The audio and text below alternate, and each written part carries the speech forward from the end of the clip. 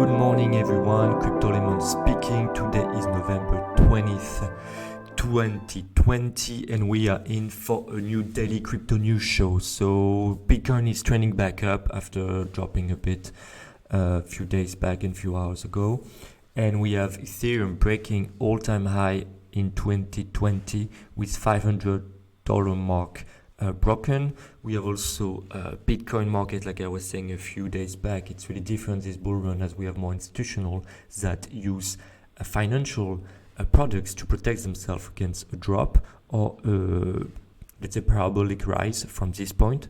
And so we're gonna talk about that, and finally we're gonna talk about what has been driving Bitcoin up, I believe, over 2020 or since March actually. It is a pandemic response and the fact that global debt is just increasing at a pace that is unsustainable, and people start to see the narrative of a limited Bitcoin supply and an unlimited fiat money printing creation. So let's get to it, guys. State of the market: Bitcoin at 18.3K. We have the total market cap at $522 billion. Ethereum sitting at $503, and a lot of altcoins bouncing back over the past 24 hours. The overall market bounced back 5%. So what's up? So the Bitcoin we know is between 17.8 and 18.5, let's say, thousand. We have Bitcoin volumes that are at the highest since the flash crash. Remember, March 13, I think it was, when we dropped crazily because of COVID and many liquidations. We are almost at the same volume in a bull market. This is incredible. It just shows that we have really support from institutions. This bull run is different from 2017 to 18, if you ask me, and the volatility is trending back up as we've seen recently. What's important to watch is also this BTC futures aggregated open interest. This is something that worries me, as people take leverage position, mostly long. And what did we see on Ether? For the first time in almost 3 months, since September, basically, we have Ethereum locked up in DeFi going down.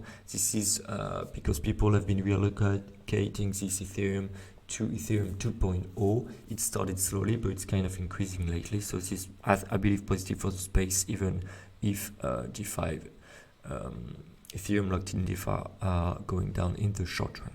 We need Ethereum 2.0. Bitcoin's option market data shows investors are beginning to position for a temporary retreat. This is important, and this is what we talked about all last week and yesterday when I made this daily crypto news, is that institutional investors have now tools to prevent themselves from liquidating either to the upside or the downside. So what happened is that actually we've seen a lot the premium.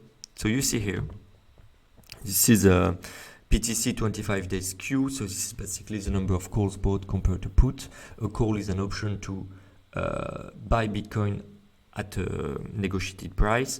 A put is an option to sell Bitcoin at a negotiated price, which means that a put, if Bitcoin goes down, you can use this option and sell your Bitcoin higher than it is now and just buy it at a low price. So it protects you against a drop. And so what we've seen is that after the bull run we've been experiencing, people have been mostly like tremendously buying calls, so option that Bitcoin will go up from this point, and not buying as much protection to the downside. And lately we see the bounce back of people buying protection as they feel that we might see a short-term retreat. This is, you have technical analysis that says that we could see something like a retreat due to technical factors, but I don't, you know my take if you don't know.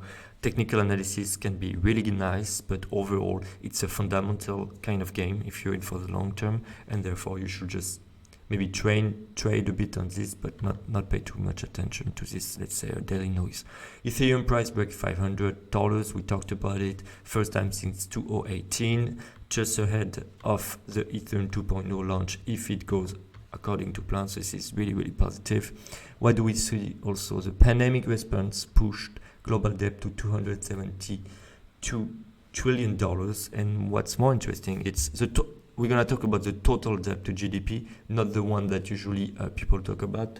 The one people talk about is the national debt, so the debt of the country. But if you take total debt, meaning corporates or even citizen debt, you are a much higher percentage of GDP. For China, for example, they don't have so much national debt compared to other countries, but the corporate debt is really, really high.